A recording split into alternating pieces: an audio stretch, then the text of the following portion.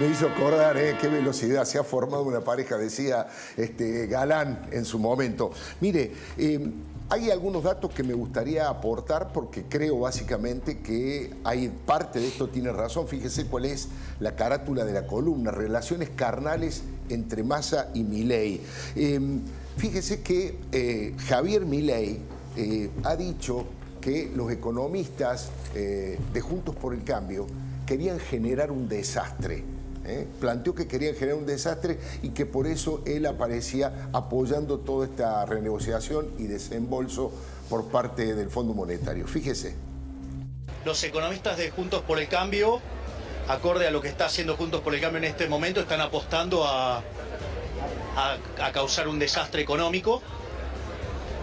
Y en ese sentido me parece una gran irresponsabilidad, porque dinamitarle hasta el rollover a un gobierno significa que le están tratando de impulsar una crisis, y a mí me parece que eso no está bien, digamos, porque más allá del cálculo electoral que vos puedas hacer, es una aberración que por querer tener algún voto más apostando al peor mejor, eso genera una situación que le va a generar mucho dolor a los argentinos.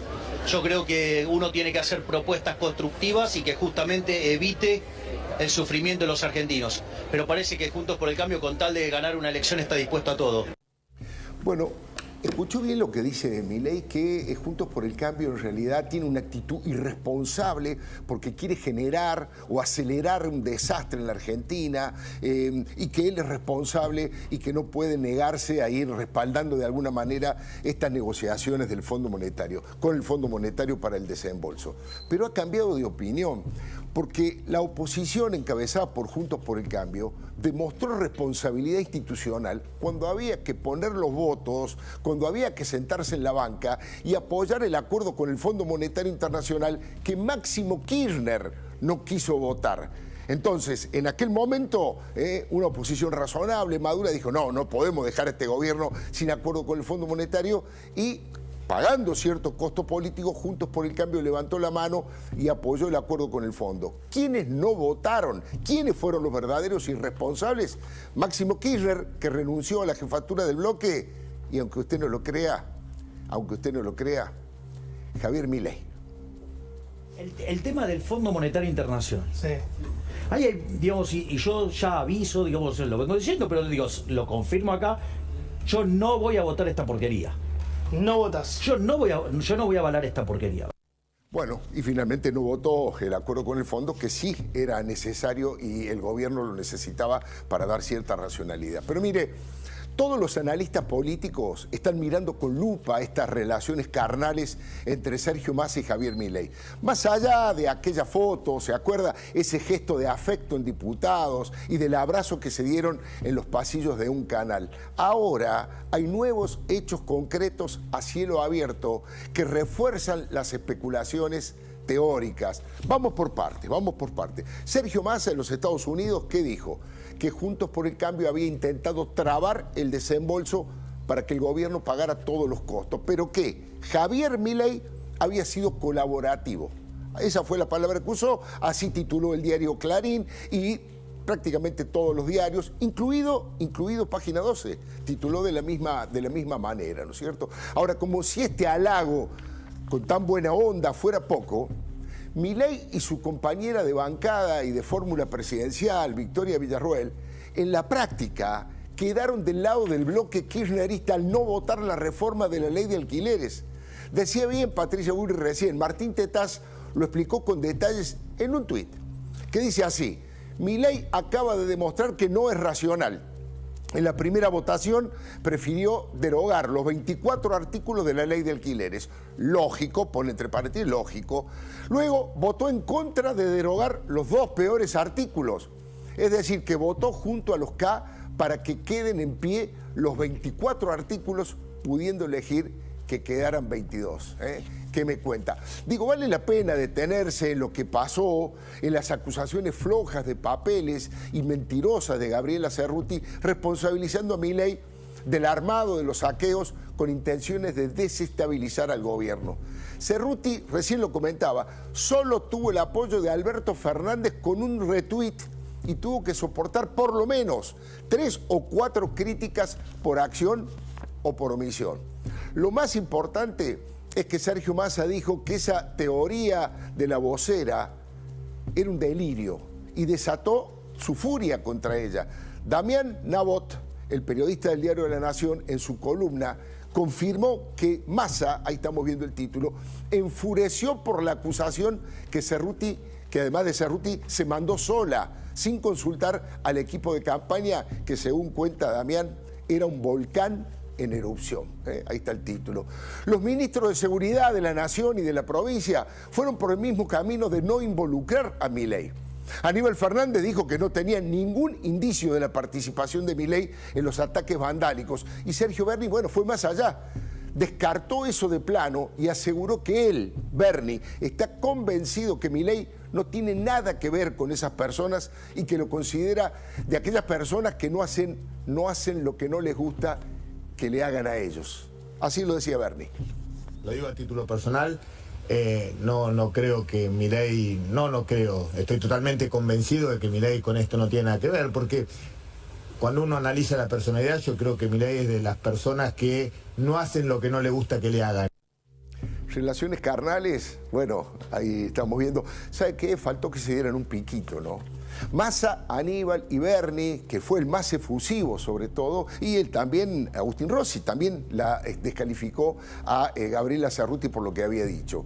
Y encima, como si esto fuera poco, la justicia le dio un disgusto a Cerruti por semejante nivel de irresponsabilidad, porque el fiscal Guillermo Marijuán imputó a la vocera por omisión de denuncia y por incitación a la violencia. Bueno, como funcionaria pública, como ella tiene la obligación de denunciar un delito en caso de conocer que se esté produciendo, y no lo hizo.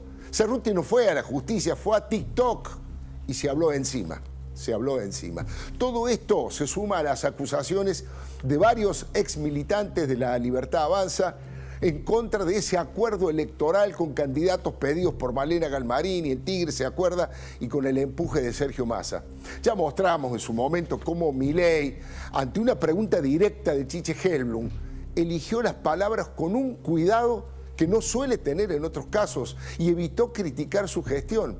Y de paso lo justificó, diciendo qué difícil que debe ser gestionar en ese nido de ratas del kirchnerismo.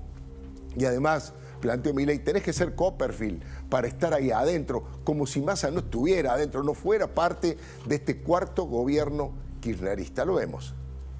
¿Massa sabe economía? En realidad el ministro de Economía tiene que ser un buen gerente. Es decir, no necesariamente tiene que ser el que más sabe. Tiene que...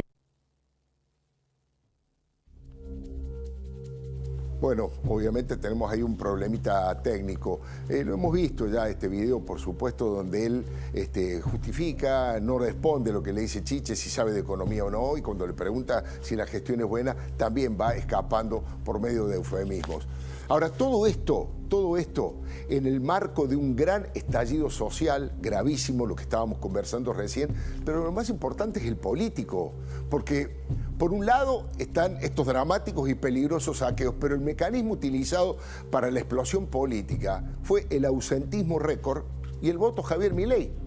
La mayor incógnita para la batalla con Patricia Bullrich por un electorado bastante parecido es cómo denunciar el populismo extravagante y peligrosamente autoritario de Javier Milei sin ofender a sus votantes, sin satanizar a quienes confiaron en Milei, pero explicando con paciencia y en forma didáctica el resultado que pueden tener sus propuestas. Fíjese que Carlos Pañi aseguró que Milei es tan populista como los K, lo escribió en la columna, y que tiene que demostrarle que no tiene problemas de estabilidad emocional.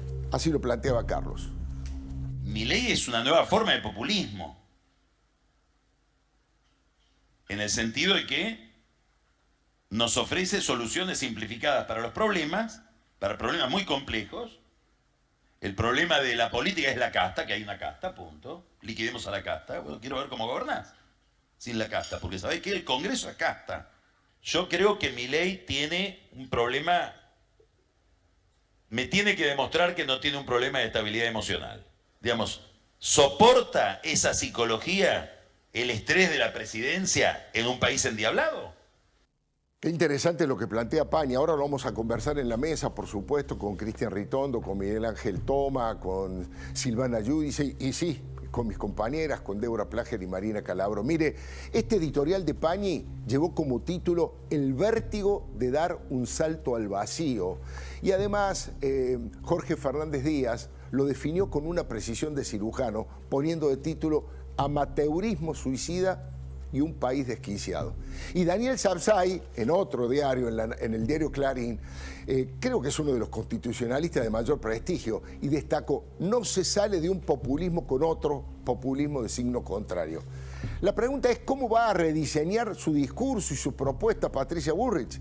En su equipo están proponiendo solidez en los proyectos, institucionalidad previsible con gobernadores, intendentes, senadores y diputados, vieron la foto de hoy, para evitar huir hacia el precipicio o caer en el péndulo de la inmadurez y de los espasmos de la bronca de votar en contra de y no a favor de. Bullrich pretende abrir la puerta para ofrecer a la sociedad un cambio racional, profundo, duradero en el tiempo, por sustentable en la experiencia y en la administración del Estado. Algo así como que se queden los mejores y no que se vayan todos.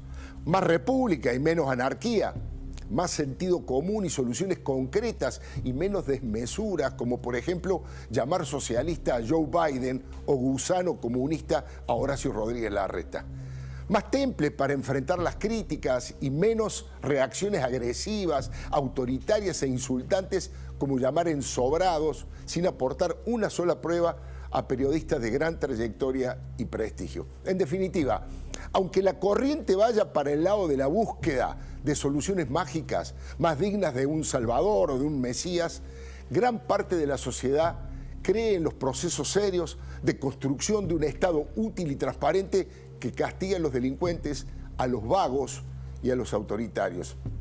La improvisación, el voluntarismo, el acierto de algunas consignas marketineras no debería ser suficiente para quedar al mando del Estado en un momento tan grave, social, económica y políticamente. Estamos de acuerdo que el domingo 13 todo cambió en la Argentina y los viejos instrumentos ya no sirven para entender lo que pasa y por qué pasa. Pero la secreta esperanza es que ese cambio sea para mejorar, sin aventuras cargadas de infantilismo y cierta religiosidad incierta. No parece demasiado difícil elegir el rumbo correcto, ¿no? Basta con mirar lo que hicieron los países occidentales más exitosos. ¡Viva la libertad, por supuesto! Pero también viva la república y la democracia, que es el menos malo de los sistemas conocidos. Con la anarquía y la demagogia ya probamos. Le doy mi palabra y le dejo la palabra de Churchill, fíjese en este momento, ¿no? El que se humilla para evitar